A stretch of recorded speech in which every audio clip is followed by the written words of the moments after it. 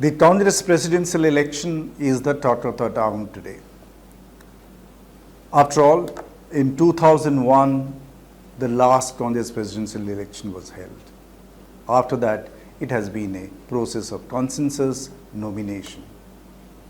First time after that, in 2022, Shashi Tharoor, a member of parliament from Congress, had come up to challenge the official candidate, Mallikarjun Kharge. It's true that officially the Congress establishment, the Congress Gandhi family, has not openly endorsed him, but the way his nomination papers were filed, it's very clear that he has the full backing of Gandhis and the top leadership of the Congress. That's why yesterday, when Mallikarjun Kharge, the official candidate, asked Shashi Tharoor to withdraw his candidature so that a consensus candidate can be evolved, there was a kind of a setback to a democratic process. How can you ask, being a candidate, demand or even request another candidate to withdraw in your favor? If Mallikarjun Kharge wanted a consensus candidate for the Congress, why couldn't he withdraw in favor of Shashi Tharoor? This process of building consensus is part of an authoritarian culture. This is an authoritarian culture which is dominating across the world, wherever there have been authoritarian political setup. Look at in England. Conservative Party election process went on for about 3 months. Several candidates contested and finally 2 remained in the fray till the end. That's called real election, not the way Chinese Communist Party leaders are elected. This month, there will be the Chinese Communist Party Congress, and you will find Xi Jinping will be renominated again, re-anointed as Party General Secretary. The same is about the ruling party of India, the BJP, where JP Nadda 2 years ago was also built a consensus candidate, and it has been already announced he will become the consensus candidate again. No contest, and that has been the practice in the Congress for all these years.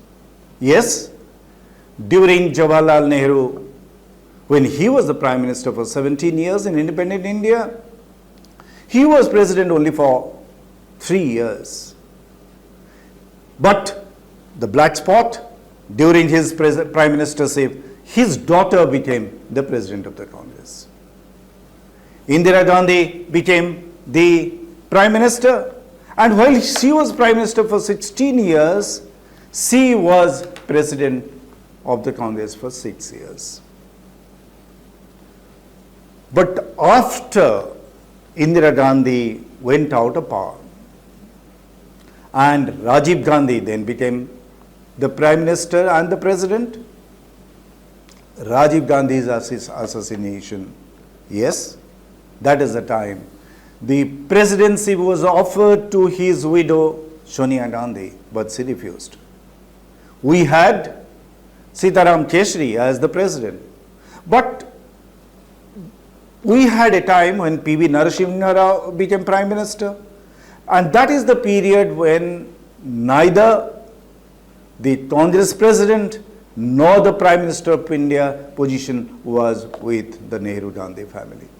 The situation changed in 98 when the party demanded and Sonia Gandhi accepted to become the Congress President. After that, there was an election, yes, in 2001, which she won overwhelmingly. But that was the last election in last more than 2 decades.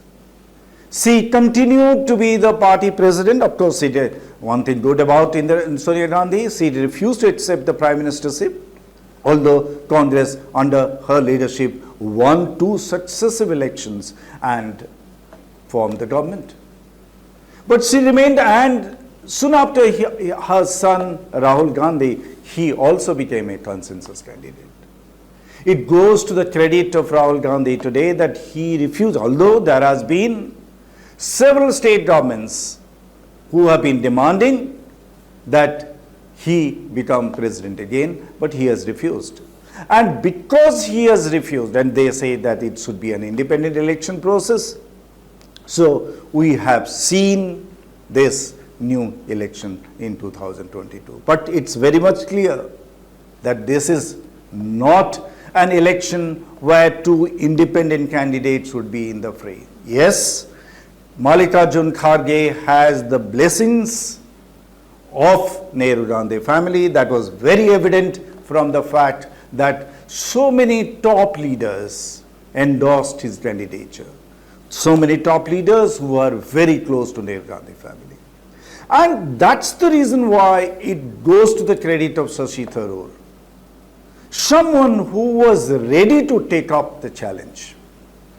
Not like the likes of Anand Sharma, the likes of the Prithviraj Chauhan and others who raised a revolt, wanted reform in the Congress, wrote a letter, but when the election came, immediately went and endorsed the official candidate.